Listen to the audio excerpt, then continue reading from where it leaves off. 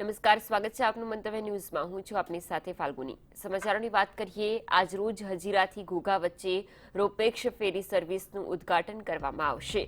વડાપ્રધાનના હસ્તે વર્ચ્યુઅલ માધ્યમથી શુભારંભ કરાવવામાં આવશે. હજીરા ઘોઘા વચ્ચે રોપેક્ષ ફેરી સર્વિસ, જેનું વર્ચ્યુઅલ ઉદ્ઘાટન વડાપ્રધાન કરશે. જોકે ઓનલાઈન બુકિંગ શરૂ થઈ ચૂક્યું છે, જેના કારણે અનેક લોકોએ બુકિંગ કરાવ્યા છે. તો આજરોજ આ પ્રસંગે કાર્યક્રમ સ્થળે મુખ્યમંત્રી વિજય રૂપાણી ઉપસ્થિત. સુરત અને સૌરાષ્ટ્ર આજથી દરિયાઈ માર્ગે પહોંચી શકાશે. કાર્યક્રમ સ્થળે મુખ્યમંત્રી વિજય રૂપાણી પહોંચ્યા છે, જેના માટે કાર્યક્રમનું આયોજન કરવામાં આવ્યું છે. તે માટે વડાપ્રધાન વર્ચ્યુઅલ માધ્યમથી શુભારંભ કરાવવા જશે. વડાપ્રધાન દ્વારા આ ઉદ્ઘાટન કરાવવામાં આવશે અને આજથી હજીરા ઘોઘા વચ્ચે આ રોરો ફેરી સર્વિસની શરૂઆત થશે. જો કે આ માટે આજરોજ ઉદ્ઘાટનને લઈને એક કાર્યક્રમનું આયોજન કરવામાં આવ્યું છે. આ આયોજનમાં હાલ મુખ્યમંત્રી વિજય રૂપાણી પહોંચી ચૂક્યા છે. કેન્દ્રીય મંત્રી મનસુખ માંડવિયા સહિત અનેક આગેવાનો ઉપસ્થિત રહેશે. કાર્યક્રમમાં 4 કલાકની અંદર હજીરાથી ઘોઘા વચ્ચેનું અંતર હવે કાપી શકાશે. 10 કલાકનું અંતર હવે માત્ર 4 કલાકમાં કાપી શકાશે. તો આ સાથે જ ઓનલાઈન બુકિંગને લઈને પણ એક વ્યવસ્થા કરવામાં આવી છે, જેમાં અનેક લોકોએ અત્યાર સુધીમાં બુકિંગ કરાવ્યું છે. પેસેન્જર બુકિંગની સાથે સાથે વાહનોનું બુકિંગ પણ અનેક લોકોએ કરાવ્યું છે. હજીરાથી ઘોઘા વચ્ચે સુરતથી સૌરાષ્ટ્ર સુધી આ પ્રકારે દરિયાઈ માર્ગે સેવા શરૂ કરવામાં આવી છે. આજરોજ વડાપ્રધાનના હસ્તે તેનું વર્ચ્યુઅલ ઉદ્ઘાટન થનાર છે અને ત્યારબાદ તેનો પ્રારંભ થતાં જ સુરત અને સૌરાષ્ટ્રવાસીઓ માટે ખાસ એક અલાયદી સુવિધા મળી રહેશે. દરિયાઈ માર્ગે હવે આ રસ્તો જોડાઈ રહ્યો છે, જેના કારણે મુસાફરીમાં પણ લોકોને રાહત મળશે. હજીરાથી ઘોઘા વચ્ચે 10 કલાકનું અંતર હવે માત્ર 4 કલાકની અંદર કાપી શકાશે અને આ સાથે જ વાહનોને લઈને પણ બુકિંગ કરી દેવામાં આવ્યું છે. અનેક બુકિંગ અત્યાર સુધી થઈ ચૂક્યા છે, તો બીજી બાજુ હાલ પણ ઓનલાઈન બુકિંગ પ્રક્રિયા શરૂ છે. આજરોજ ઉદ્ઘાટનને લઈને એક કાર્યક્રમનું આયોજન પણ કરવામાં આવ્યું છે. આ કાર્યક્રમમાં હાલ મુખ્યમંત્રી વિજય રૂપાણી પહોંચ્યા છે અને સાથે જ અનેક આગેવાનોની હાજરીમાં આજરોજ તેનું ઉદ્ઘાટન કરવામાં આવશે. વડાપ્રધાન વર્ચ્યુઅલ માધ્યમથી જોડાશે અને તેઓ વર્ચ્યુઅલી આ રોરો ફેરી સર્વિસનું ઉદ્ઘાટન કરશે. કાર્યક્રમ સ્થળે એક વિશિષ્ટ વ્યવસ્થા પણ કરવામાં આવી છે. વિશેષ પ્રકારની વ્યવસ્થા સાથે હાલ મુખ્યમંત્રી પહોંચી ચૂક્યા છે કાર્યક્રમ સ્થળ પર. સૌરાષ્ટ્ર અને સુરતને જોડતો આ દરિયાઈ માર્ગ કે જે હવે ખુલ્લો મૂકવા જઈ રહ્યા છે. આજરોજથી ઉદ્ઘાટન બાદથી તમામ પ્રકારે સર્વિસ મળતી રહેશે. હાલ મુખ્યમંત્રી પહોંચી ચૂક્યા છે અને સાથે જ થોડી જ વારમાં વડાપ્રધાન પણ વર્ચ્યુઅલ માધ્યમથી જોડાશે આ કાર્યક્રમની અંદર જોડાતા જ વડાપ્રધાન તેનું ઉદ્ઘાટન કરશે. મુખ્યમંત્રી સહિતના નેતાઓ કે હાલ કાર્યક્રમ સ્થળે પહોંચી ચૂક્યા છે. કાર્યક્રમની શરૂઆત થઈ ચૂકી છે. થોડી જ વારમાં વડાપ્રધાન પણ આ કાર્યક્રમમાં જોડાશે વર્ચ્યુઅલ માધ્યમથી. વડાપ્રધાન દ્વારા વર્ચ્યુઅલી ઉદ્ઘાટન કરાવવામાં આવશે હજીરાથી ઘોઘા રોરો ફેરી સર્વિસનું. હાલ વડાપ્રધાન અને સાથે જ મુખ્યમંત્રી જે કાર્યક્રમ સ્થળે પહોંચ્યા છે, વડાપ્રધાન પણ જોડાઈ ચૂક્યા છે. વર્ચ્યુઅલ માધ્યમ થકી વડાપ્રધાન આ કાર્યક્રમમાં જોડાયા છે. થોડી જ વારમાં તેનું લોકાર્પણ પણ કરવામાં આવશે, શુભારંભ કરાવવામાં આવશે. હજીરાથી ઘોઘા વચ્ચેનું અંતર હવે માત્ર 4 કલાકની અંદર કાપી શકાશે. દરિયાઈ માર્ગે હવે સુરત અને સૌરાષ્ટ્રને જોડવામાં આવ્યા છે, જેના કારણે મુસાફરોને પણ એક અલાયદી સુવિધા મળી રહેશે. આ સાથે સમયનો પણ બચાવ થશે અને લોકો મુસાફરીનો આનંદ માણી શકશે. તે પ્રકારની વ્યવસ્થા આ રોરો ફેરી સર્વિસને લઈને કરવામાં આવી છે. सर्वाधिक प्रिय लोक नेता और आत्मनिर्भर भारत का प्रणेता आदरणीय मोदी जी आज के प्रसंग में विशेष उपस्थित गुजरात के यशस्वी मुख्यमंत्री आदरणीय विजय भाई, हमारे बीच में आज विशेष उपस्थित भारतीय जनता पार्टी के प्रदेश अध्यक्ष और समग्र देश में सबसे अधिक वोटों से ईसी नवसारी सीट से विजेता रहे हैं ऐसे हमारे सीआर पाटिल जी, घोघा की ओर से हमारे साथ जुड़े हुए गुजरात सरकार के वरिष्ठ मंत्री आदरणीय भूपेंद्र सिंह जी, आदरणीय ईश्वर भाई परमार, आदरणीय कुमार भाई कानाणी, आदरणीय विभावरीबेन दवे, हमारे भावनगर के सांसद बहन श्री भारतीबेन सियाल, दर्शनाबेन जरदोश, मंच पर उपस्थित सभी वरिष्ठ नेतागण, उपस्थित भाइयों एवं बहनों, आज का अवसर घोघा और सौराष्ट्र के लिए एक महत्वपूर्ण अवसर है। मैरीटाइम सेक्टर एक ऐसा सेक्टर है जिस सेक्टर में हिंदुस्तान विश्व में एक बार सौराष्ट्र स्थान पर थे। हिंदुस्तान में चाहे वो शौल्य साम्राज्य हो, मगध साम्राज्य हो या तो पांडियन साम्राज्य हो, आप गल्फ पैसिफिक आइलैंड में पूर्वोत्तर भारत में जाइए और पैसिफिक महासमुद्र में आए हुए कोई भी देश में जाइए, वहां भारतीय लोग आपको दिखेंगे। हिंदुस्तान का कारोबार पैसिफिक आइलैंड कंट्री से सदियों से चल रहा था। 5000 साल पुराना लोथल विश्व में एक एकलौता डॉक है जो 5000 साल पहले दुनिया के साथ जुड़ते थे। इतना ही नहीं, हमारे वेस्ट कोस्ट के माध्यम से हम अफ्रीकन कंट्री से जुड़े थे। आप मस्कत में जाइए, वहां आपको सलाया ट्रीट मिलेगी। आप दारुसलम में जाइए, तांजानिया में देरुसलेम में आपको ओखा ट्रीट मिलेगी। इतना ही नहीं, लेकिन ये जमाने में सदियों पहले गल्फ ऑफ कैम्बे, खंभात के अखात के माध्यम से, साबरमती रिवर के माध्यम से हम अहमदाबाद को जोड़ते थे और अहमदाबाद में आज भी मस्कती मार्केट है। मस्कत के साथ ये जमाने में हमारा ट्रेड हुआ करता था। शिवाजी महाराज के समय में हिंदुस्तान और शिवाजी महाराज की नेवी ये दुनिया में पॉपुलर थी। जिस स्थान पर हम बैठे हैं, ये सूरत की धरती पर आज से 200 साल पहले वाडिया बंधु, वाडिया फैमिली थी। वो दुनिया के सबसे अच्छे शिप यहां बनाते थे और बना के रेडी रखते थे। दुनिया के लोग यहां आते थे और हमारे शिप को लेके जाके यहां से परचेज करके ले जाते थे।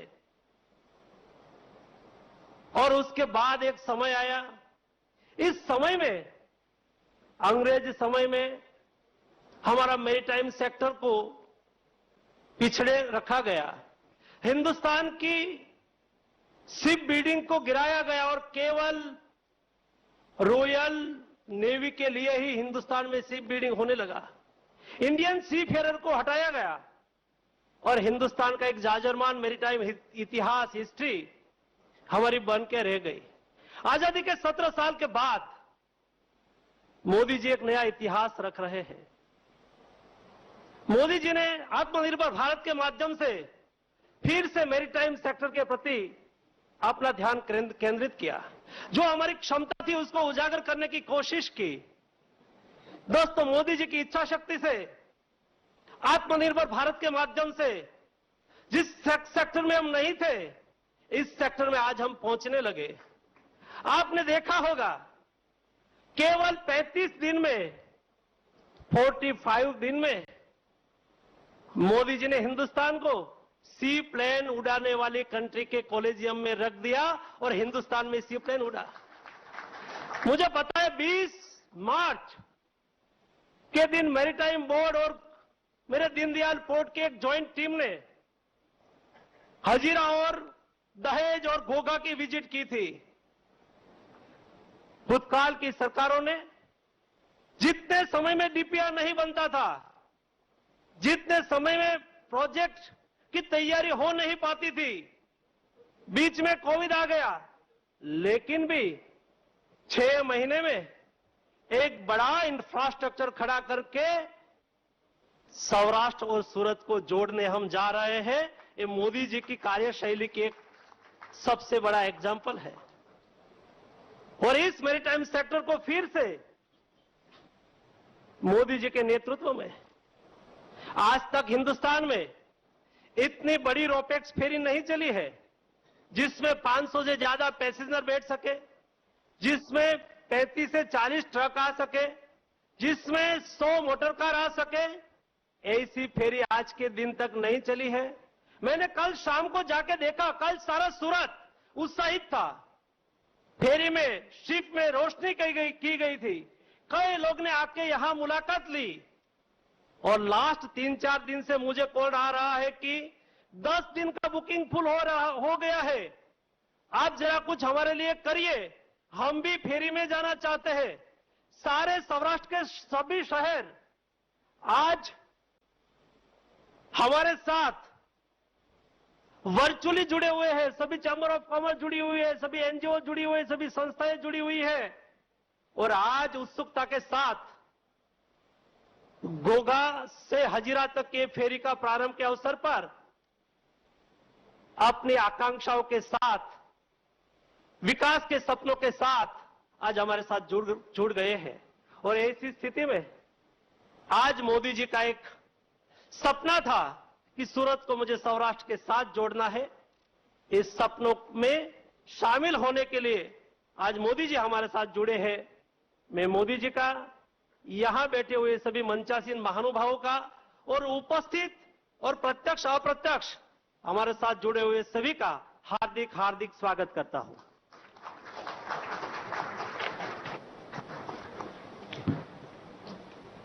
धन्यवाद माननीय मंत्री जी, आपके विचार सदैव ही हमारे लिए प्रेरणा के स्रोत हैं। हजीरा घोघा रोपैक्स फेरी गुजरात के परिवहन में एक अभूतपूर्व परिवर्तन लाने वाली है। बड़े हर्ष का विषय है कि गुजरात के मुख्यमंत्री श्री विजय रूपानी जी आज हमारे बीच उपस्थित हैं। अब मैं माननीय मुख्यमंत्री जी को इस समारोह को संबोधित करने के लिए सादर आमंत्रित करता हूं। माननीय मुख्यमंत्री जी।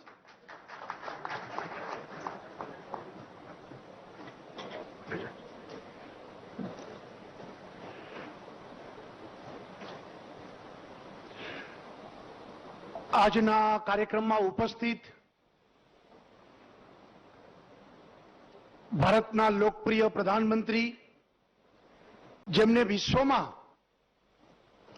ભારતને ખૂબ પ્રતિષ્ઠા અપાવી અને આ ભારત માતા એ જગતજનની બને, આ ભારત આત્મનિર્ભર બને, મેક ઇન ઇન્ડિયા બને, એમના માર્ગદર્શનથી આજે દેશમાં એક નવો આત્મવિશ્વાસનો જે સંચાર થયો છે, એવા આપણા સૌના આદરણીય શ્રી વડાપ્રધાન નરેન્દ્રભાઈ મોદી, મંચ ઉપર ઉપસ્થિત ભારત સરકારના શિપિંગ મંત્રી માન્ય શ્રી મનસુખભાઈ, પ્રદેશ ભારતીય જનતા પાર્ટીના અધ્યક્ષ, સુરતના સાંસદ માન્ય શ્રી સી.આર. પાટીલ, ઘોઘામાં ઉપસ્થિત માન્ય ભૂપેન્દ્રસિંહજી, બંને જગ્યાએ ઉપસ્થિત સૌ મંત્રીમંડળના સાથીઓ, સંસદ સભ્યો, ધારાસભ્યો, ઉપસ્થિત ભાઈઓ અને બહેનો, સૌપ્રથમ તો ભારત સરકાર અને આદરણીય વડાપ્રધાન નરેન્દ્રભાઈ મોદી, એમનો આભાર સાથે ધન્યવાદ પ્રગટ કરું છું કે આજે ગુજરાતના વિકાસ માટે, સુરત અને સૌરાષ્ટ્રને જોડવા માટે એક વિશ્વ કક્ષાની રોપેક્સ સર્વિસ એનો શુભારંભ થઈ રહ્યો છે અને આ રોપેક્સ સર્વિસથી સુરત અને સૌરાષ્ટ્રનું અંતર ઘટીને ઓછું અંતર, ઓછું ઈંધણ અને પર્યાવરણ ની સુરક્ષા સાથે એક સુંદર કાર્યક્રમ થઈ રહ્યો છે. એ માટે આદરણીય વડાપ્રધાન, શિપિંગ મંત્રી શ્રી મનસુખભાઈ, એમનો ગુજરાત સરકાર વતી ખૂબ ખૂબ આભાર અને ધન્યવાદ પ્રગટ કરું છું. એમ કહેવાય છે કે મોસાળે માં પીરસનાર હોય તો પછી ચિંતા શેની.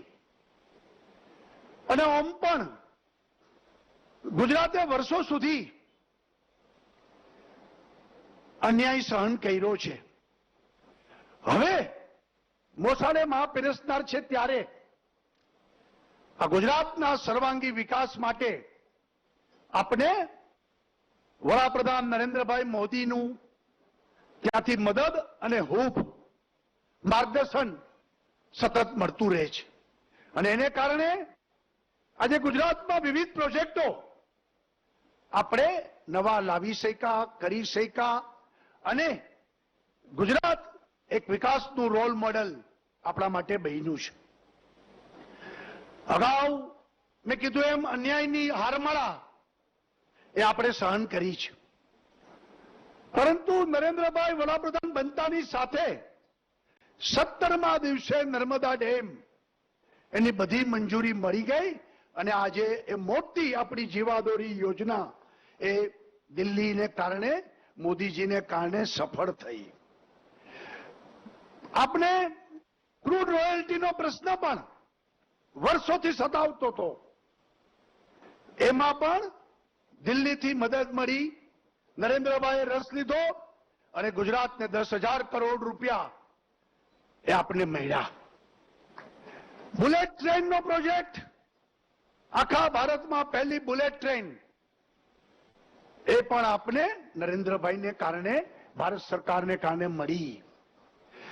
ગુજરાતમાં પહેલી વહેલી એમ્સ, આટલા વર્ષ સુધી બધે એમ્સ બનતી હતી, ગુજરાતમાં બનતી નહોતી. એ દિલ્હીમાં નરેન્દ્રભાઈ વડાપ્રધાન થયા અને ગુજરાતને એમ્સ મળી. ગુજરાતની અલગ અલગ સંસ્થાઓ જે ખૂબ સારું કામ કરતી હતી એને ભારતની રાષ્ટ્રીય કક્ષાનું એમને સિમ્બોલ આપીને, રાષ્ટ્રીય કક્ષાની માન્યતા આપીને અનેક સંસ્થાઓ, પછી એ સ્કિલ ડેવલપમેન્ટ હોય, ફોરેન્સિક સાયન્સ હોય કે પછી આપણી જૂની આયુર્વેદિક યુનિવર્સિટીઓ હોય, આ બધી સંસ્થાઓને આજે રાષ્ટ્રીય માન્યતા મળીને એક નેશનલ ઇન્સ્ટિટ્યૂટ તરીકે એમને માન્યતા આપીને મદદ કરી છે. ટુરિઝમ ક્ષેત્રમાં પણ આપણે કચ્છની ઘોરડાના વિકાસની વાત હોય, લોથલની વાત હોય કે પછી ટ્રાઇબલ વિસ્તારમાં આપણે ટ્રાઇબલ મ્યુઝિયમની વાત હોય, ગાંધી સર્કિટની વાત હોય, સ્ટેચ્યુ ઓફ યુનિટીની વાત હોય, આ બધામાં કેન્દ્રીય સરકારની નરેન્દ્રભાઈના માર્ગદર્શનથી એ બધી મદદો આજે ગુજરાતને ઘણા વર્ષો પછી મળી રહી છે. ત્યારે હું એમ માનું છું કે કોરોનાના સંક્રમણ કાળમાં પણ જ્યારે આખું વિશ્વ સ્થગિત થયું છે એવા સમયે ગુજરાત અને ભારત સ્થગિત થયું નથી. કોરોનાના સંક્રમણ વચ્ચે પણ વિકાસની યાત્રા એ સતત ચાલુ રાખીને આપણે વિકાસના નવા છોગા ઉમેરી રહ્યા છીએ. અને આજે એક વધારાનું છોગું કે રોપેક્સ સર્વિસ અને મોટું શીપ કે જેમાં અનેક લોકો, અનેક વાહનો એક સાથે અહીંથી ઘોઘામાં ઉતરશે.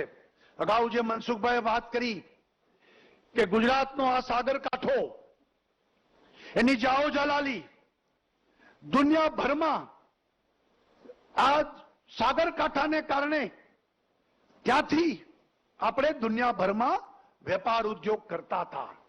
ગુજરાત એ વ્યાપારી સ્ટેટ છે.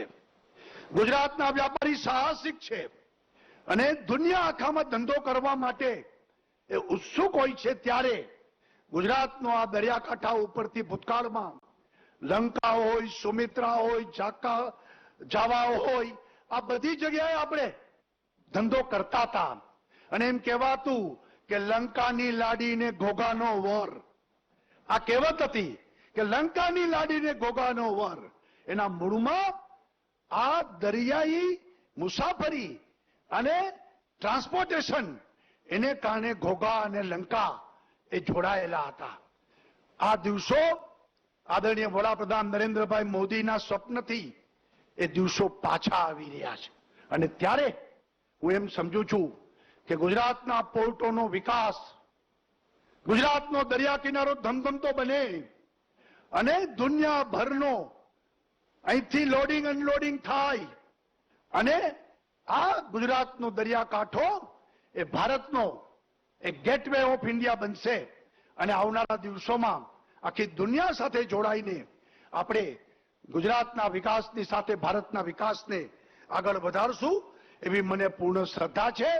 ફરી વખત આદરણીય વડાપ્રધાન નરેન્દ્રભાઈ મોદી અને ભારત સરકારનો ગુજરાત સરકાર વતી ખૂબ ખૂબ આભાર માની અને આ રોપેક્સ સર્વિસ જે રીતે કીધું એમ સી પ્લેન રોપેક્સ સર્વિસ આપણે દુનિયાનું સૌથી મોટું સ્ટેચ્યુ આ બધી વસ્તુ ગિફ્ટ સિટીમાં પણ આદરણીય વડાપ્રધાન નરેન્દ્રભાઈ મોદીએ અનેક આપણે કાયદાઓમાંથી મુક્તિ આપીને આ gift city international financial city એ બનાવવા માટે પણ આપણે જે મદદ મળી રહી છે ત્યારે હું એમ માનું છું કે દુનિયામાં બેસ્ટ જે વસ્તુ છે એ દુનિયાની બેસ્ટ બધી વસ્તુ એ ગુજરાતમાં આપણે જોઈ શકશું અને એના આધારે આપણે ભવિષ્યનો વિકાસને આગળ વધારીશું. સૌનો આભાર, ધન્યવાદ. જય જય ગરવી ગુજરાત. ભારત માતા કી જય.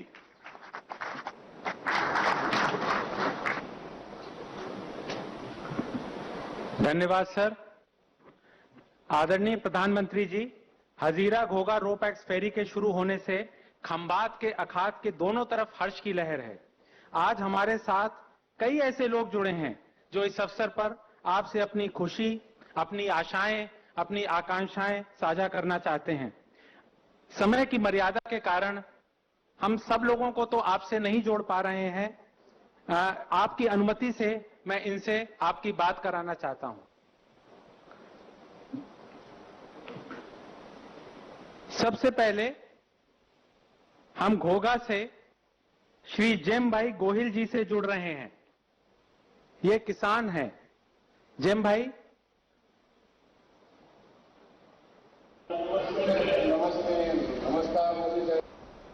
જેમભાઈ તમારો અવાજ બરાબર નથી આવતો. મારું ગામ જૂનાભાદર તાલુકો. હા જેમભાઈ હવે બરાબર સંભળાણું. હા, હવે મારી ઉંમર છે 52 વર્ષ અને ધંધો ખેતી અને ભણ્યો છું 3 ચોપડી. હવે ખેતીમાં શાકભાજી અને ફળાવ છે એ તો ભાવનગર અને જુનાગઢ એ સપ્લાય થઈ જાય. બાકી રહ્યું શાકભાજી રીંગણા. તો રીંગણા અમે 1987 થી સુરત સપ્લાય કરીએ. તો સુરત પહેલા જતા 1987 માં 17-18 કલાક તક. હવે પછીથી 95 પછીથી 12-13 કલાક લાગે છે અને એમાં ટ્રાફિક આવી જાય તો બીજે દિવસે વારો આવે. હવે અમારા માટે ખુશીના સમાચાર તો એ છે કે જે દરિયાઈ માર્ગે અમને જે લાભ મળશે, રોજની 10 થી 12 ગાડી અમારી સુરત રીંગણા જાય અને એટલા રીંગણા જાય છે કે 4 થી 5 જાતના જાય પાછા. પછી દરિયાઈ માર્ગે અમને એવો લાભ થશે કે ડીઝલ બચશે, ટાયર ગાડીના બચશે, ડ્રાઈવરને આરામ મળશે અને વહેલી તકે અમારું શાકભાજી માર્કેટમાં પહોંચે એટલે સારો ભાવ મળશે. બીજું અમને સાહેબ એ ખ્યાલ નહોતો, બીજાને તો લાભ થશે, અમને તો પૂરેપૂરો લાભ થશે કે દરિયાઈ માર્ગે અમારું શાકભાજી જે એસી કન્ટેનરમાં જાય તો તાજું ને તાજું રહેશે એટલે સારામાં સારો અમને ભાવ મળશે. એથી ઓલા દરિયા કાંઠે રસ્તે જતા અમે તો એ રસ્તે ખાડા એટલા આવતા, ધુવાડો એટલો આવતો કે ફેફસા ખરાબ થઈ જતા, લાઇટો એટલી આવતી તો આંચો ખરાબ થતી, રિટર્ન ડ્રાઈવરને પાછું આવવું હોય તો ઝોકા ખાતો આવતો. એના માટે અમને આ સારામાં સારો ફાયદો અને એ ફાયદા માટે નરેન્દ્રભાઈ, વિજયભાઈ રૂપાણી કે મનસુખભાઈ માંડવિયા ખૂબ ખૂબ આભાર માનું છું. જય હિન્દ, જય ભારત. અમે એટલું બધું વિસ્તારથી કહી દીધું જેઠાભાઈ કે મને લાગે છે કે આ નવી વ્યવસ્થાથી કેટલા પ્રકારના લાભ મળે છે, સરળતા કેટલી આવે છે, બધા વિશે તમે એક સાથે સમજાવી દીધા. હું માનું છું કે આખા કાર્યક્રમનો કોઠાસૂઝથી માણસ, આપે એમ કહ્યું કે આપ 3 ચોપડી ભણેલા છો અને ખેતીનું કામ કરો છો, છતાં પણ આખું એનું અર્થશાસ્ત્ર, આખું એનું વિજ્ઞાન, જલમાર્ગ, રોડ માર્ગ, આ બધું તમે સમજાવી દીધું. મને લાગે છે કે ગુજરાતના ખેડૂતની આ જે વિશેષતા છે, પરિવર્તનશીલ છે, નવી ચીજો બહુ આસાનીથી સ્વીકારે છે, અને સુરત વાળાને ખબર પડે કે આ કાઠિયાવાડથી આવ્યું છે એટલે તમારે સાહેબ 2 હાથે રૂપિયા ધરીને લેવા તૈયાર થઈ જશે. તો તમને ખૂબ ખૂબ અભિનંદન, અને ખૂબ સારું તમારી પ્રગતિ થાય અને પર્યાવરણની પણ રક્ષા થાય.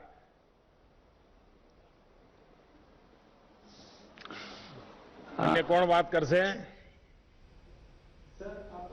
घोगा में से ही आसिफ भाई सोलंकी जी जुड़ रहे हैं. इनका ट्रांसपोर्ट बिजनेस है सर, और ये भावनगर से सूरत और मुंबई आते जाते रहते हैं. आसिफ भाई जी. हेलो, नमस्कार सर. आसिफ भाई नमस्ते. नमस्ते नमस्ते सर जी. कहाँ के मेरा हो नाम आप आसिफ आसिफ? भाई. हाँ जी, कहाँ से रहने वाले? मैं भावनगर गुजरात से हूँ सर. मेरा ट्रांसपोर्ट आप का काम है गुजराती सर. बोलेंगे तो चलेगा. चलेगा. ठीक है सर, ठीक है सर. સર મારું નામ આસિફ સોલંકી છે. હું ભાવનગર ગુજરાતનો છું. એ ભાવનગરથી સુરત, વાપી, મુંબઈ અમારી ટ્રક ચાલે છે, અને એમાં એક્સપોર્ટનો સામાન હોય છે, બીજા નંબરમાં પાવડર હોય છે, મશીનરી પાર્ટ હોય છે, આ બધું વગેરે વગેરે અમે સામાન ત્યાંથી લઈને જાય છીએ. ને આ રોરો ફેરી સર્વિસ થવાથી અમને, અમારા ડ્રાઈવરને અમને બહુ જ ફાયદો છે. પહેલું તો અમારા ડ્રાઈવરને 5-1 કલાક આરામ મળશે. બીજું, અમારા માટે રોડનું ટ્રાફિક જામની સમસ્યા નીલ થઈ જશે. બીજા નંબરમાં અમારા 15 થી 20 લીટર ડીઝલની બચત થશે, ને એક્સિડન્ટનો ભય નહીં રહી, ને ટોલ બચશે. સમય બચશે, તમારા વાહનનો હવે ડબલ ઉપયોગ થશે, એટલે તમારી તો આખી ઇકોનોમી જ બદલાઈ જશે. વેરન્ટ જ બચશે સર. હા, તો નવા ટ્રક બગ લેવાનો વિચાર કરો છો કે નથી કરતા? હવે સાચું બોલો, કોઈ ઇન્કમ ટેક્સ વાળો નહીં આવે. આસિફભાઈ બોલો ને. એમને પણ ફાયદો જ છે રીંગણામાં. હે, એમને ફાયદો જ છે રીંગણામાં, ને અમારે ચક્કરે ફાયદો છે. કુલ કેટલા આવા ડ્રાઈવર જવામાં. રાખ્યા છે? કેટલા ડ્રાઈવર રાખ્યા છે? ડ્રાઈવર હા, ડ્રાઈવર મારે 8 છે સાહેબ. 8 છે.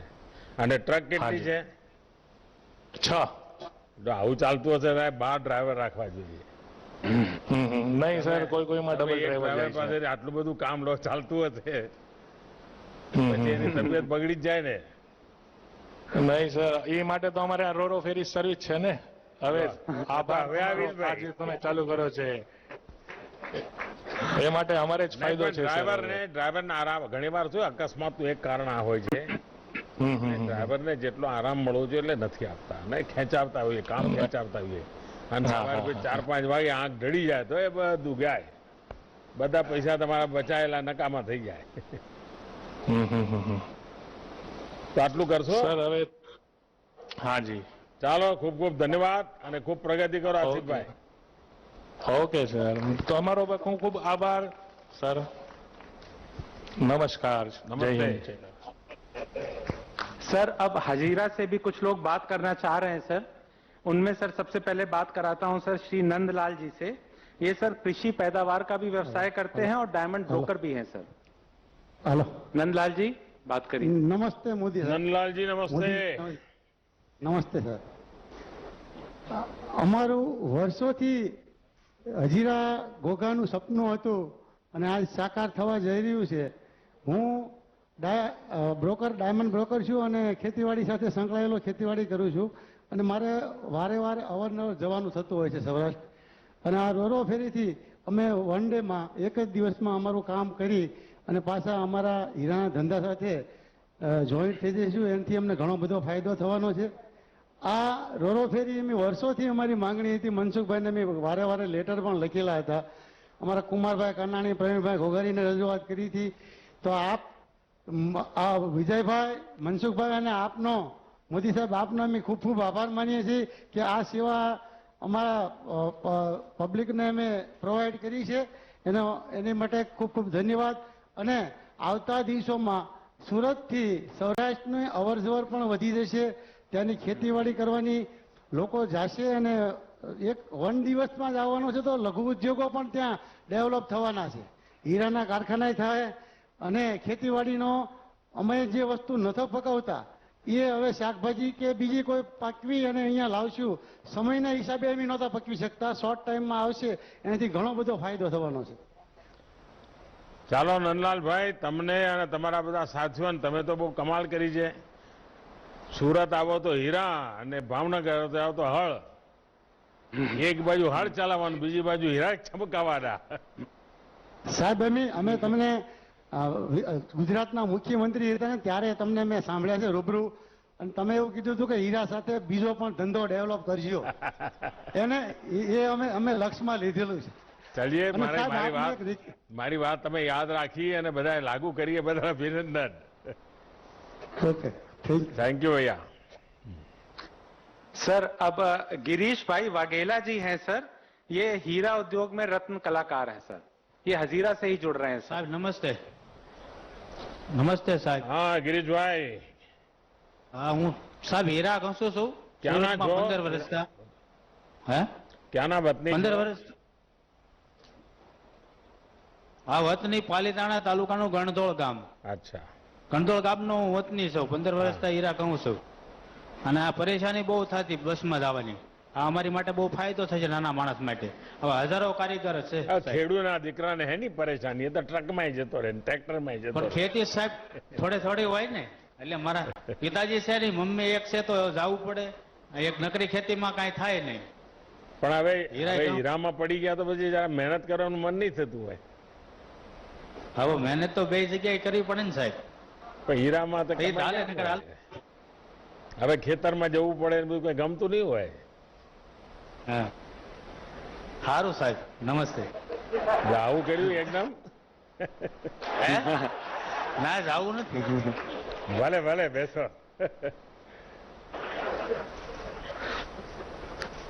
सर, अब सुश्री भक्ति स्नेहल शाह जी हैं सर. ये एक फ्रीलांसर ग्राफिक डिजाइनर हैं सर. ये भी हजीरा में ही हैं सर हमारे साथ. नमस्ते सर. નમસ્તે. ભક્તિબેન શું ભણ્યા છો?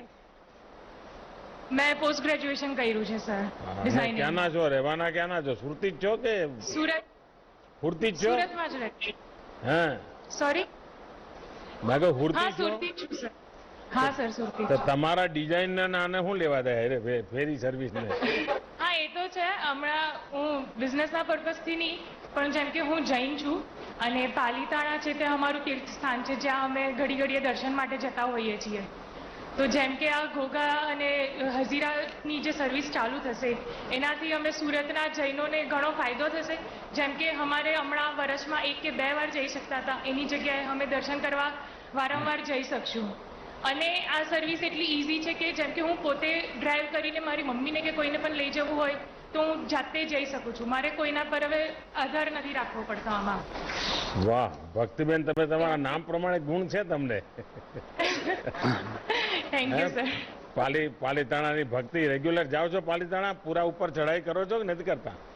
હા સર, હું કરું છું. અમે નાની હતી ત્યારથી મારા મમ્મી પપ્પા મને દર વર્ષે લઈ જાય છે ત્યાં. ચલીએ, બહુ સરસ. અને મને લાગે છે કે જૈન સમાજના લોકોને તો ઘણો આનંદ થશે. હવે તો તમને 2 લાભ છે.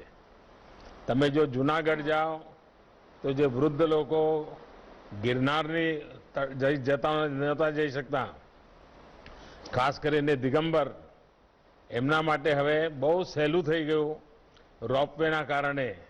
ગિરનારની યાત્રા, જે ગિરનારમાં અંબાજીના ભક્તો છે એમના માટે પણ હવે રોપવેની યાત્રા સરળ થઈ ગઈ. અને બીજી બાજુ પાલીતાણા જનારા જે લોકો છે, હવે તો મુંબઈથી પણ રેગ્યુલર જે પાલીતાણા આવે છે, મને 100% લાગે છે કે હવે એ લોકો હજીરા આવશે ને હજીરાથી પછી આમાં થઈને પછી પાલીતાણા જશે.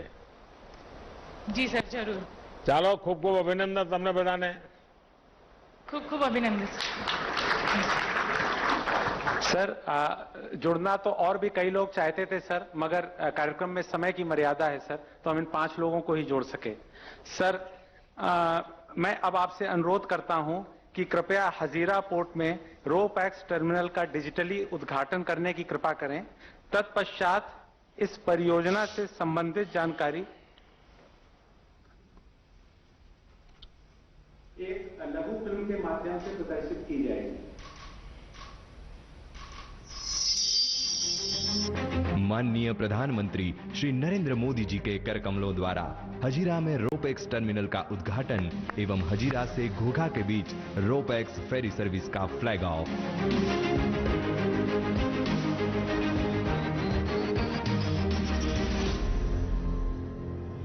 जल से है संस्कृति और संस्कृति से विकास. हजीरा घोघा रोपैक्स फेरी बदलेगी इतिहास. गुजरात में सूरत और सौराष्ट्र के संबंध काफी सालों से घनिष्ठ है. सौराष्ट्र के करीब 20 लाख लोगों ने अपने घर, जमीन, परिवार से दूर रहकर सूरत में अपनी व्यावसायिक प्रगति की खोज की है.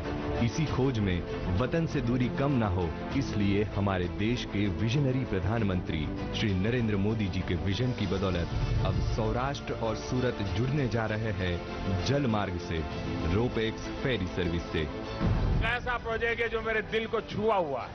भाइयों और बहनों, सौराष्ट्र और दक्षिण गुजरात के बीच 5000 से ज्यादा गाड़ियां हर रोज इन 2 क्षेत्रों को कनेक्ट करने के लिए सड़कों पर दौड़ती है. यही कनेक्टिविटी सड़क के बजाय समंदर से होगी.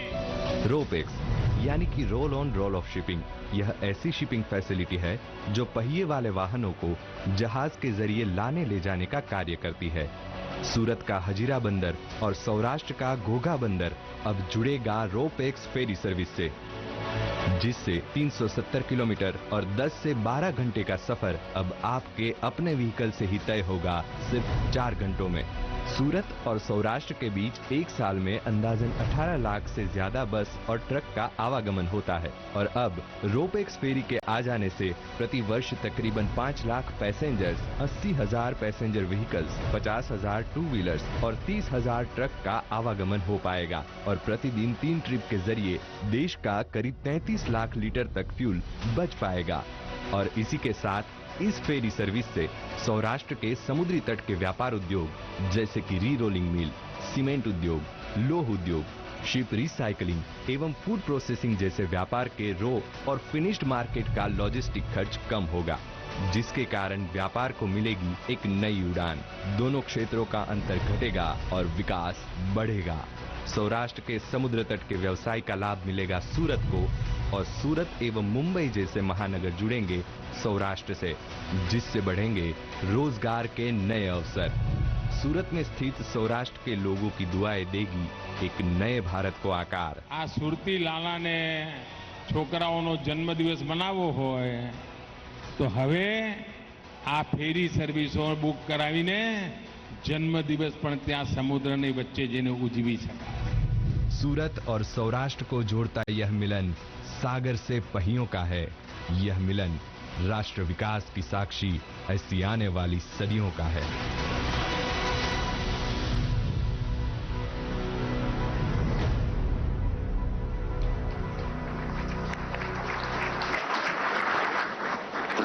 धन्यवाद सर. जिनकी कल्पना आज हजीरा घोघा रोपैक्स फेरी सेवा के रूप में साकार हो रही है, जिनके नेतृत्व में देश तेजी से विकास और आत्मनिर्भरता की ओर कदम बढ़ा रहा है, ऐसे हमारे यशस्वी प्रधानमंत्री जी की ओजस्वी वाणी सुनने के लिए हम सब आतुर हैं. अब मैं माननीय प्रधानमंत्री जी से विनम्र अनुरोध करता हूं कि वे इस अवसर पर कृपया अपने आशीर्वचनों से हम सबको अनुग्रहित करें. किसी एक प्रोजेक्ट के शुरू होने से कैसे ईज ऑफ डूइंग बिजनेस भी बढ़ती है और साथ साथ ईज ऑफ लिविंग भी कैसे बढ़ती है, इसका ये उत्तम उदाहरण है. अभी मुझे जिन 4-5 भाई बहनों से बात करने का मौका मिला, और वो अपने अनुभव को जिस प्रकार से बयां करते थे, चाहे वो तीर्थ यात्रा की कल्पना हो, चाहे व्हीकल को कम से कम नुकसान होने की चर्चा हो, चाहे समय बचाने की चर्चा हो, चाहे खेती में जो उत्पादन होता है उसकी बर्बादी को बचाने का विषय हो, फ्रेश फ्रूट वेजिटेबल सूरत जैसे मार्केट तक पहुंचाने का, इतने बढ़िया तरीके से सभी साथियों ने एक प्रकार से इसके जितने आयाम है उसको हमारे सामने प्रस्तुत किया और उसके कारण व्यापार में जो सुविधा बढ़ेगी, बहुत सारी स्पीड बढ़ जाएगी। मैं समझता हूं कि एक बहुत ही खुशी का माहौल है।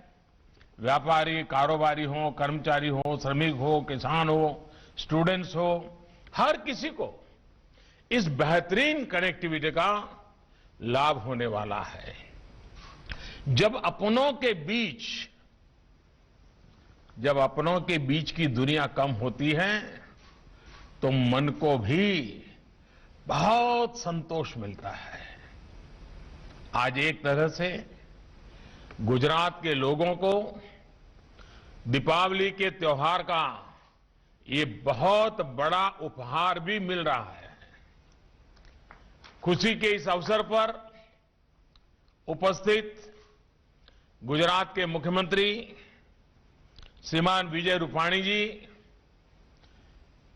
केंद्र सरकार में मेरे मंत्रिमंडल के साथी भाई मनसुख भाई मांडविया जी, भारतीय जनता पार्टी के गुजरात प्रदेश के अध्यक्ष और संसद में मेरे साथी श्रीमान CR पाटिल जी, गुजरात सरकार के सभी मंत्रीगण, सांसदगण, विधायकगण, अन्य सभी जनप्रतिनिधि और अलग अलग स्थान पर विशाल संख्या में इकट्ठे हुए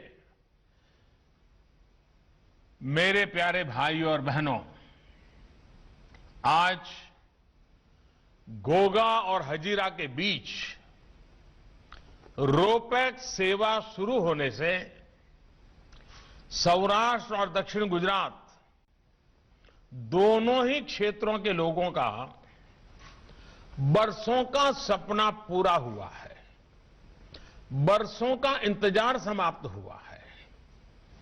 हजीरा में आज नए टर्मिनल का भी लोकार्पण किया गया है। भावनगर और सूरत के बीच स्थापित हुए इस नए समुद्री संपर्क के लिए आप सभी को बहुत बहुत बधाई, अनेक अनेक शुभकामनाएं। साथियों, इस सेवा से घोघा और हजीरा के बीच अभी जो सड़क की दूरी 450 किलोमीटर की है, वो समंदर के रास्ते तरफ 90 किलोमीटर रह जाएगी। यानी जिस दूरी को कवर करने में 10 से 12 घंटे का समय लगता था, अब उस सफर में सिर्फ 3-4 घंटे ही लगा करेंगे। ये समय तो बचाएगा ही, आपका खर्च भी कम होगा। इसके अलावा सड़क से जो ट्रैफिक कम होगा वो प्रदूषण कम करने में भी मदद करेगा।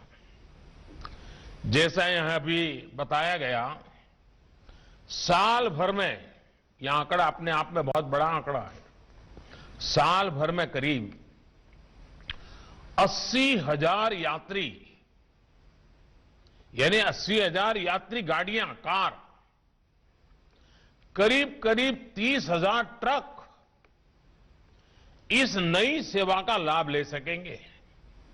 सोचिए कितना ज्यादा पेट्रोल डीजल की भी बचत होगी। साथियों, सबसे बड़ी बात यह है कि गुजरात के एक बड़े व्यापारिक सेंटर के साथ सौराष्ट्र की ये कनेक्टिविटी इस क्षेत्र के जीवन को बदलने वाली है। अब सौराष्ट्र के किसानों और पशुपालकों को फल, सब्जी और दूध सूरत पहुंचाने में ज्यादा आसानी होगी। सड़क के रास्ते पहले फल, सब्जी, दूध जैसी चीजें इतना लंबा समय होने के कारण और ट्रक के अंदर उठापटक रहती हैं, तो काफी कुछ नुकसान भी होता है। खास करके सब्जी को, फलों को काफी नुकसान होता है। ये सब बंद हो जाएगा। अब समंदर के रास्ते पशुपालकों और किसानों के उत्पाद और तेजी से, ज्यादा सुरक्षित तरीके से बाजार तक पहुंच पाएंगे। इसी तरह सूरत में व्यापार कारोबार करने वाले साथियों और श्रमिक साथियों के लिए भी आना जाना और ट्रांसपोर्टेशन बहुत आसान और सस्ता हो जाएगा। साथियों, गुजरात में रोपैक्स फेरी सेवा ऐसी सुविधाओं का विकास करने में बहुत लोगों का श्रम लगा है। ये ऐसे आसानी से नहीं हुआ है। इसको करने में कई कठिनाइयां आई, रास्ते में कई चुनौतियां आई। इन प्रोजेक्ट के साथ मैं बहुत पहले से जुड़ा हुआ हूं और उसके कारण मुझे उन सभी समस्याओं की बहुत जानकारियां हैं। कैसी कैसी मुसीबतों से रास्ते निकालने पड़ते थे। कभी कभी तो लगता था ये कर पाएंगे कि नहीं कर पाएंगे, क्योंकि हम लोगों के लिए नया अनुभव था गुजरात में तो। और मैंने इन सारी चीजों को देखा है और इसलिए इसके लिए जो मेहनत की है वे सभी अभिनंदन के अधिकारी हैं। उन तमाम इंजीनियर्स का, श्रमिकों का मैं आज विशेष रूप से आभार व्यक्त करता हूं, जो हिम्मत के साथ डटे रहे और आज इस सपने को साकार करके दिखा दे रहे हैं। आज वो परिश्रम, वो हिम्मत लाखों गुजरातियों के लिए नई सुविधा लेकर आई है, नए अवसर लेकर के आई है। साथियों, गुजरात के पास समुद्री व्यापार कारोबार की एक समृद्ध विरासत रही है। अभी मनसुख भाई सैकड़ों हजारों साल की तवारीख बता रहे थे कि कैसे कैसे हम सामुद्रिक व्यापार से जुड़े हुए थे। गुजरात ने जिस तरह बीते 2 दशकों में अपने समुद्री सामर्थ्य को समझते हुए पोर्ट लेड डेवलपमेंट को प्राथमिकता दी है, वो हर गुजराती के लिए गौरव का विषय है। इस दौरान गुजरात के कोस्टल इलाकों में इंफ्रास्ट्रक्चर और डेवलपमेंट के दूसरे प्रोजेक्टों पर विशेष ध्यान दिया है। राज्य में शिप बिल्डिंग पॉलिसी बनाना हो, शिप बिल्डिंग पार्क बनाना हो या स्पेशलाइज्ड टर्मिनल का निर्माण, हर इंफ्रास्ट्रक्चर को प्राथमिकता दी गई है। जैसे दहेज में सॉलिड कार्गो, केमिकल और एलएनजी टर्मिनल और मुद्रा में कोल टर्मिनल, इसके साथ ही वेसल ट्रैफिक मैनेजमेंट सिस्टम और ग्राउंड ब्रेकिंग कनेक्टिविटी प्रोजेक्ट को भी हमने पूरी तरह बढ़ावा दिया है। ऐसे ही प्रयासों से गुजरात के पोर्ट सेक्टर को नई दिशा मिली है। साथियों, सिर्फ पोर्ट में फिजिकल इंफ्रास्ट्रक्चर का निर्माण ही नहीं बल्कि उन पोर्ट्स के आसपास रहने वाले साथियों का जीवन भी आसान हो, इसके लिए भी काम किया गया है। कोस्टल एरिया का पूरा इकोसिस्टम ही आधुनिक हो, उस पर हमने अपना ध्यान केंद्रित किया है। चाहे वो सागर खेड़ू जैसी हमारी मिशन मोड योजना हो या फिर शिपिंग इंडस्ट्री के स्थानीय युवाओं का स्किल डेवलपमेंट करके उन्हें रोजगार देना हो। गुजरात में पोर्ट लेड डेवलपमेंट का दायरा बहुत बड़ा रहा है। सरकार ने कोस्टल एरिया में हर प्रकार की बुनियादी सुविधाओं का विकास सुनिश्चित किया है। साथियों, ऐसे ही प्रयासों का परिणाम है कि गुजरात आज एक प्रकार से भारत के समुद्री द्वार के रूप में स्थापित हुआ है। गेटवे बन रहा है, गेटवे ऑफ प्रॉस्पेरिटी। बीते 2 दशकों में पारंपरिक बंदरगाह संचालन से निकलकर एकीकृत कॉम्प्रिहेंसिव का एक अनूठा मॉडल गुजरात में लागू किया गया है। ये मॉडल आज एक बेंचमार्क के रूप में विकसित हुआ है। आज मुद्रा भारत का सबसे बड़ा बहुउद्देशीय बंदरगाह और सिक्का सबसे बड़ा बंदी बंदरगाह है। इन्हीं प्रयासों का नतीजा है कि गुजरात के बंदरगाह देश के प्रमुख समुद्री केंद्रों के रूप में उभरे हैं। पिछले वर्ष देश के कुल समुद्री व्यापार में से 40% से ज्यादा की हिस्सेदारी गुजरात के बंदरगाहों की रही है। ये शायद गुजरात के लोगों को भी आज मैं पहली बार बता रहा हूं। साथियों, आज गुजरात में समुद्री कारोबार से उससे जुड़े इंफ्रास्ट्रक्चर को और कैपेसिटी बिल्डिंग पर तेजी से काम चल रहा है। जैसे गुजरात मैरीटाइम क्लस्टर, गुजरात समुद्री विश्वविद्यालय मैरीटाइम यूनिवर्सिटी, भावनगर में दुनिया का पहला सीएनजी टर्मिनल, ऐसी अनेक सुविधाएं गुजरात में तैयार हो रही है। गिफ्ट सिटी में बनने वाला गुजरात मैरीटाइम क्लस्टर बंदरगाहों से लेकर सी बेस्ड लॉजिस्टिक को एड्रेस करने वाला एक समर्पित तंत्र होगा। ये क्लस्टर एक प्रकार से सरकार, उद्योग और शिक्षण संस्थानों के बीच के सहयोग को बल देगा। इससे इस सेक्टर में वैल्यू एडिशन में भी बहुत बड़ी मदद मिलेगी।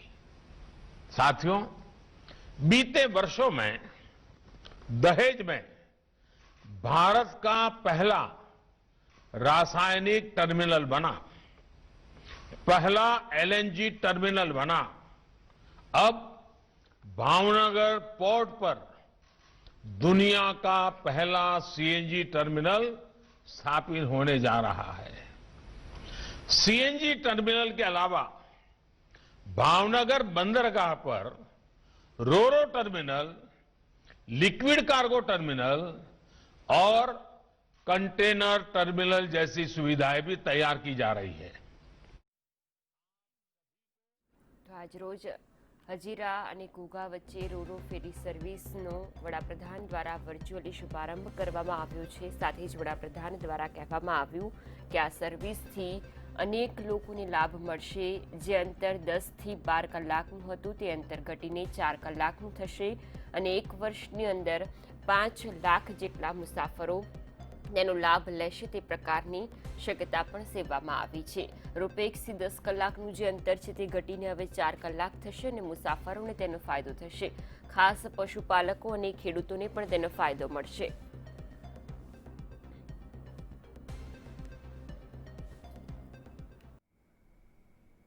વડાપ્રધાન નરેન્દ્ર મોદીએ રોરો ફેરીને આજે વર્ચ્યુઅલી શુભારંભ કરાવ્યો છે સેવાનો. ત્યારે જઈએ સીધા જ તેઓના સંબોધનમાં.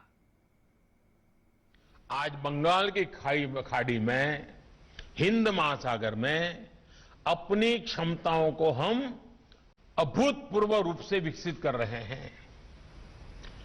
देश का समुद्री हिस्सा आत्मनिर्भर भारत का एक अहम हिस्सा बनकर उभरे, इसके लिए निरंतर काम चल रहा है.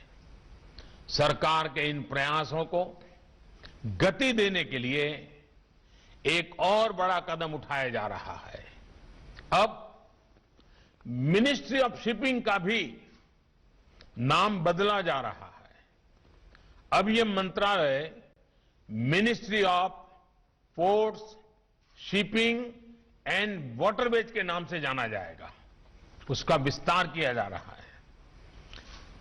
विकसित अर्थव्यवस्थाओं में ज्यादातर जगहों पर शिपिंग मंत्रालय ही पोर्ट्स और वाटरवेज का भी दायित्व संभालता है.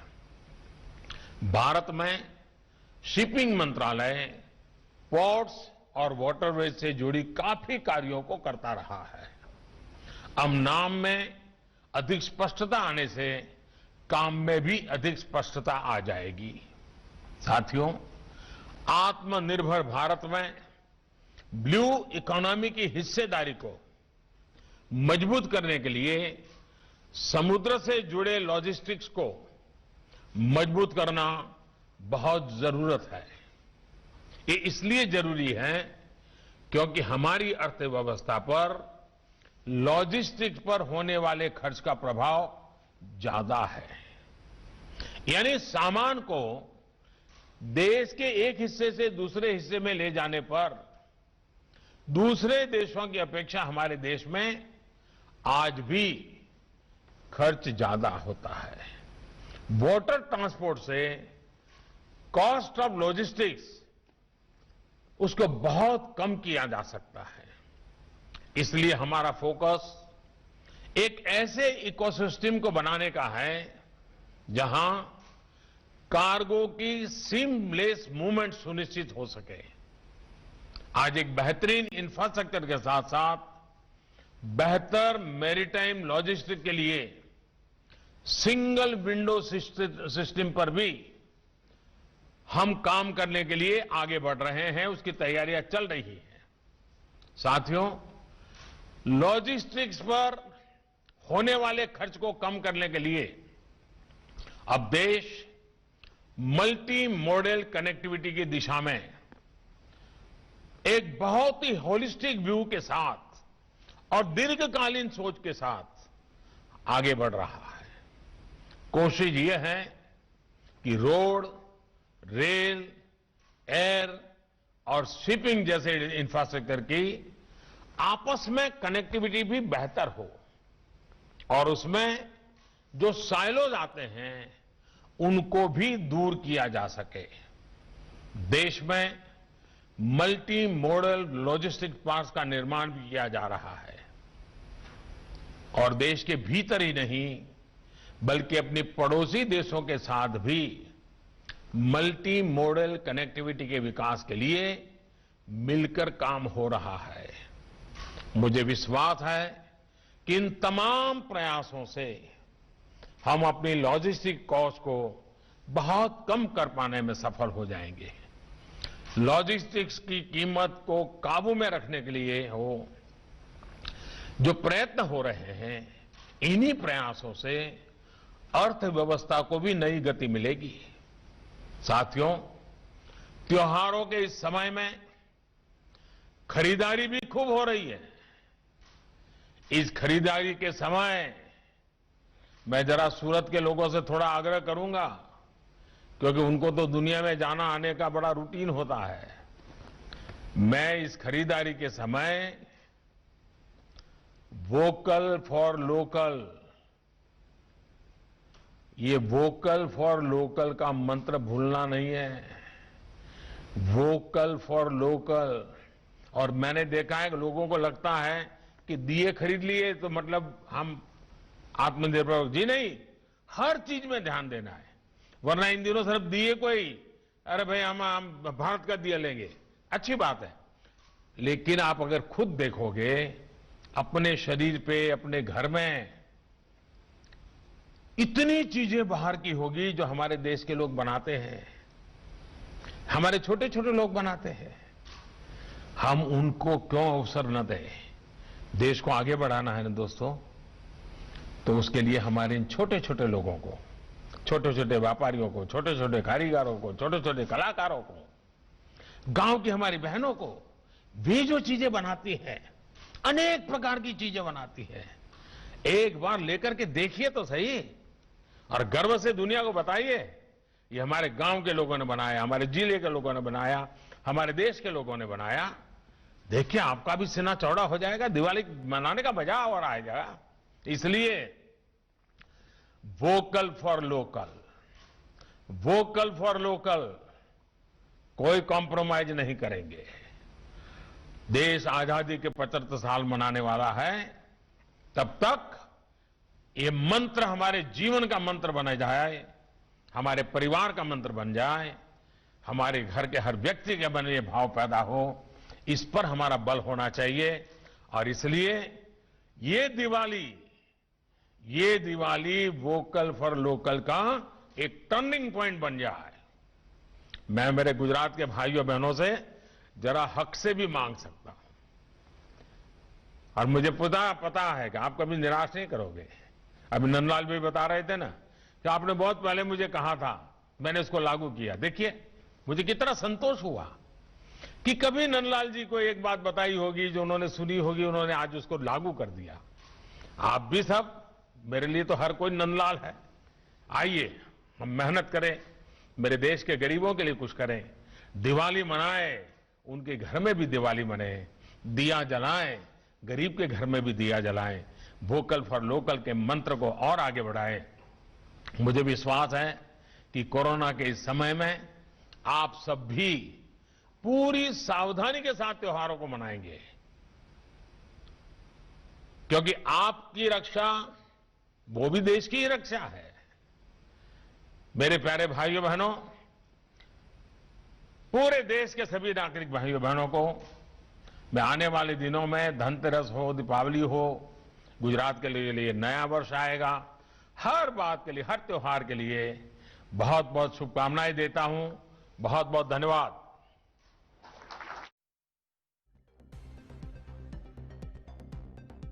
નરેન્દ્ર મોદીએ વર્ચ્યુઅલ મીટ દ્વારા ઈ લોકાર્પણ કર્યું રોપેક્સ ફેરી સર્વિસ સેવાનો અને આજથી આ સેવાનો આરંભ કરાવડાવ્યો છે। ત્યારે દેશની જનતાને અને ઉપસ્થિત કાર્યક્રમમાં ઉપસ્થિત લોકોને તેઓએ સંબોધ્યા અને આ સાથે જ તેઓએ રોપેક્સ ફેરી સર્વિસ છે એ કઈ રીતે સૌરાષ્ટ્ર, સુરત અને ગુજરાતને લાભદાયી બની શકે છે તેની વિશેષતાઓ જણાવી। આ સાથે જ તેઓએ કહ્યું છે કે વેપારને ખૂબ જ વેગ મળશે। જે 10 કલાકમાં અંતર કાપવામાં આવતું હતું સુરત ભાવનગર, સુરત સૌરાષ્ટ્ર વચ્ચે, તે હવે આ રોપેક્સ ફેરી સર્વિસના કારણે માત્ર 4 કલાકના સમયગાળામાં જ આ 10 કલાકનું અંતર કાપી લેવાશે।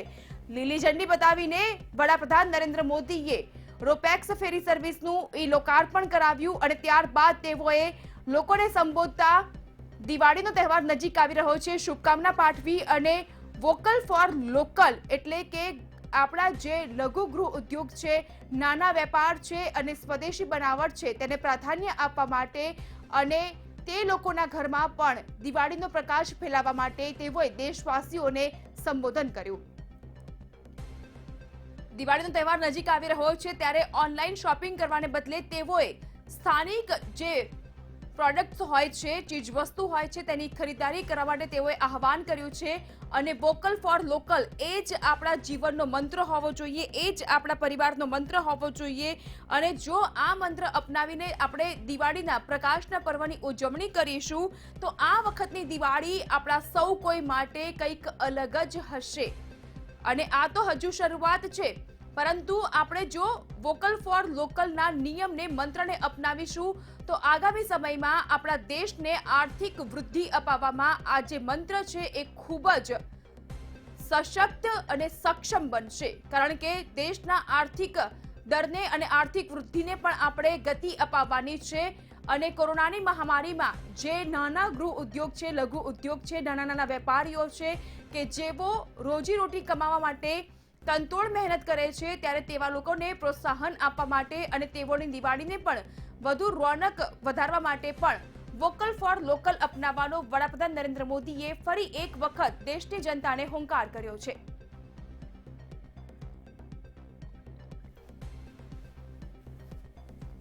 તો આજે વડાપ્રધાન નરેન્દ્ર મોદીએ લીલી ઝંડી બતાવીને રોપેક્સ ફેરી સર્વિસની શરૂઆત કરાવી છે, ઈ લોકાર્પણ કર્યું છે.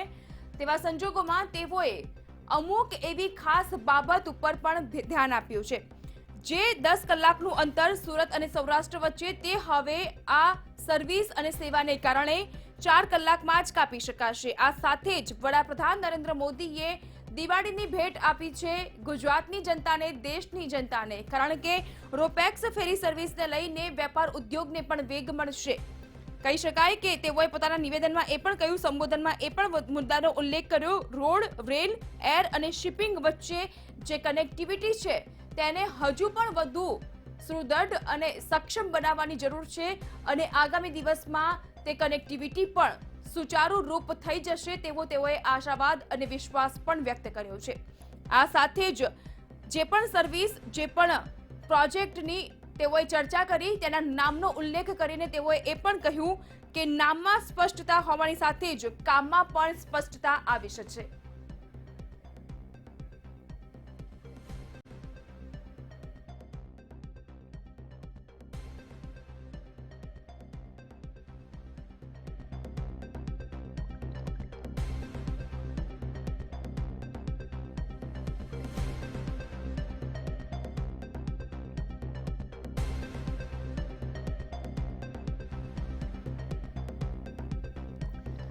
તો વડાપ્રધાન નરેન્દ્ર મોદીએ આજે લીલી ઝંડી દર્શાવીને એ લોકાર્પણ કરાવ્યું છે સુરત સૌરાષ્ટ્ર વચ્ચેના રોપેક્સ ફેરી સર્વિસનું, અને આજથી આ સર્વિસની શરૂઆત થવા જઈ રહી છે, સેવાનો આરંભ થઈ રહ્યો છે. ત્યારે ગુજરાતની જનતાને વડાપ્રધાન નરેન્દ્ર મોદી તરફથી આ દિવાળી ભેટ મળી છે કે જેને લઈને અગાઉથી જ 8000 જેટલા પેસેન્જર્સે એડવાન્સ બુકિંગ પણ કરાવી દીધું છે.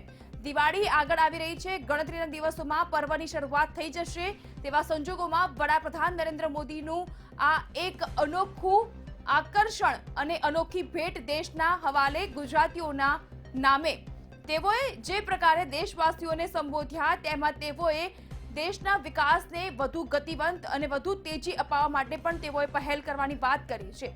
જે પ્રકારની તેઓએ સંબોધનમાં પોતાની વ્યક્તિગત શૈલીમાં દેશવાસીઓને અને ખાસ કરીને ગુજરાતીઓને સંબોધ્યા તે ખૂબ જ આગવી છઠ્ઠામાં તેઓએ લોકોના હૃદયને પણ સ્પર્શી લીધું છે. આ સાથે જ દિવાળીનો પર્વ નજીક છે ત્યારે વોકલ ફોર લોકલ ઉપર તેઓએ ખૂબ જ ભાર આપ્યો છે.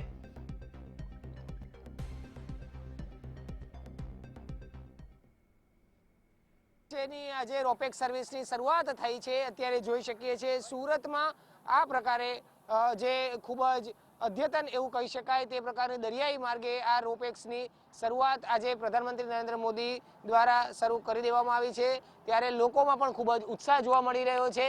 અત્યારે આપણે આ રોપેક્સ સર્વિસ જે શરૂ થઈ છે તેના ટોપ એંગલ પર છે. ત્યાં લોકો આ નજારો જોવા માટે અહીં આવ્યા છે. તમામ લોકો પ્રથમ વખત આ પ્રકારે રોપેક્સ સર્વિસ જ્યારથી આજથી શરૂઆત થઈ છે ત્યારે તેઓ અહીં આવ્યા છે અને આજે સુરતથી તેઓ ઘોઘા જશે. સત્તાવાર રીતે જેની જે રાહ જોવાઈ રહી હતી તે હાલ શરૂઆત થઈ ચૂકી છે. ત્યારે લોકોમાં પણ એક ખૂબ જ ઉત્સાહ ખાસ આ રોપેક્સ સર્વિસને લઈને જોવા મળી રહ્યો છે. કારણ કે આજે કહી શકાય કે ભાવનગર જવા માટે જે માર્ગ હતો તે માર્ગ 8 થી 10 કલાક જેટલો સમય લેતો હતો, પરંતુ હવે માત્ર રોપેક્સ સર્વિસ માધ્યમથી 4 કલાકની અંદર જ તેઓ સીધા ભાવનગર પહોંચી શકશે, ઘોઘા પહોંચી શકશે. ત્યારે આજે જ્યારે આ પ્રથમ દિવસ છે તેની શરૂઆત થઈ છે ત્યારે લોકોમાં પણ ખૂબ ઉત્સાહ જોવા મળી રહ્યો છે. કેટલા લોકો આપણી પાસે છે તેની સાથે વાત કરીશું. તમે ક્યાં જઈ રહ્યા છો? હું તો સ્ટાફના મેમ્બર છું, પણ હું અહીંયા સુરત જ છું. બિલકુલ અન્ય લોકો છે તેઓની સાથે વાત કરીશું. બેન, તમે ક્યાં જઈ રહ્યા છો, શું કહેશો? અમે ભાવનગર જઈએ છીએ. આજથી આ રોપેક્સ સર્વિસની શરૂઆત થઈ છે, કેવું લાગી રહ્યું છે અને ખાસ કરીને કેટલું ફાયદાકારક થઈ શકે છે, શું કહેશો? બહુ સરસ લાગી રહ્યું છે ને બહુ ફાયદાકારક છે. એનાથી ઈંધણ બચશે, પોલ્યુશન ઘટશે, લોકોને આરામથી પોતાની ગાડી લઈને જવા મળશે. ફેમિલી સાથે આવ્યા છો તમે? હા, ફેમિલી સાથે આવ્યા. કેટલા લોકો હાલ અહીં જઈ રહ્યા છો? ગાડી લઈને આવ્યા છો કે કઈ રીતે આપવા? ગાડી લઈને આવ્યા છે. ગાડી પાર્ક થઈ ગઈ તમારી અને કેટલા લોકો આવ્યા છે તમે? અમે 4 જણા આવ્યા છે. બિલકુલ જે પ્રકારે અત્યારે ફેમિલી માટે ખૂબ જ સારી સેવા અત્યારે માનવામાં આવી રહી છે અને લોકો પણ ખૂબ જ ઉત્સાહભેર એનો લાભ લઈ રહ્યા છે, કારણ કે આજે પ્રથમ દિવસ છે. પ્રધાનમંત્રી નરેન્દ્ર મોદી હાલ તેઓએ આનું ઉદ્ઘાટન લોકાર્પણ મારફતે લોકાર્પણ કરી ચૂક્યા છે.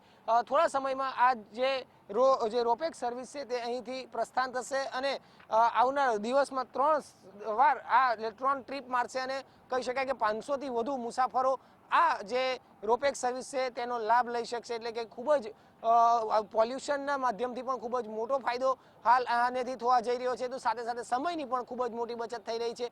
આવનારા સમયમાં આ જે રોપેક્સ સર્વિસની જે સેવા છે તે અન્ય શહેરોમાં પણ વધારવામાં આવશે, અન્ય રાજ્યોમાં પણ વધારવા માટેની પણ સંપૂર્ણ તૈયારી હાલ કરી દેવામાં આવી છે. કેમેરામેન હેમંત વારસુર સાથે ધ્રુવ સોમપુરા, મંતવ્ય ન્યૂઝ, સુરત. તો આજે વડાપ્રધાન નરેન્દ્ર મોદીએ રોપેક્સ ફેરી સર્વિસનું ઈ લોકાર્પણ ખાતે શુભારંભ કરાવ્યું છે. ઈ લોકાર્પણ તેઓએ કર્યું છે લીલી ઝંડી બતાવીને, અને બીજી બાજુ છે સુરતના આ દ્રશ્યો કે જ્યાંથી આ રોપેક્સ ફેરી સર્વિસ છે અહીંથી પ્રથમ રાઉન્ડ ટ્રીપની શરૂઆત થશે ટૂંક સમયમાં જ અને તે પ્રસ્થાન કરશે ભાવનગર ઘોઘા તરફ. એટલે કે સુરત અને સૌરાષ્ટ્ર વચ્ચેનું અંતર તો કપાશે જ, સમયનો ઉપયોગ થશે. આ સાથે જ વાતાવરણમાં જે પ્રદૂષણ ફેલાતું હોય છે તે પ્રદૂષણમાં પણ આંશિક અંશે હવે રાહત મળી શકે છે, કારણ કે અહીં મોટા ભાગના પરિવારો 4 કલાકની અંદર જ સુરતથી તેઓ સૌરાષ્ટ્ર તરફ પ્રયાણ કરી શકે છે અને 4 કલાકના સમયગાળામાં તેઓ સૌરાષ્ટ્ર તરફ પહોંચી જશે. બીજી વસ્તુ એ પણ છે કે વડાપ્રધાન નરેન્દ્ર મોદીએ પોતાના સંબોધનમાં નામની સ્પષ્ટતા કરી છે વિવિધ પ્રોજેક્ટ્સને લઈને, કે જે પ્રકારે નવા પ્રોજેક્ટ બની રહ્યા છે, નવા પ્રોજેક્ટનું લોકાર્પણ કરવામાં આવી રહ્યું છે, ત્યારે નામમાં પણ સ્પષ્ટતા કરવામાં આવી છે કે જેથી કરીને જે પ્રોજેક્ટ છે તેના કામની પણ સ્પષ્ટતા લોકો મેળવી શકે.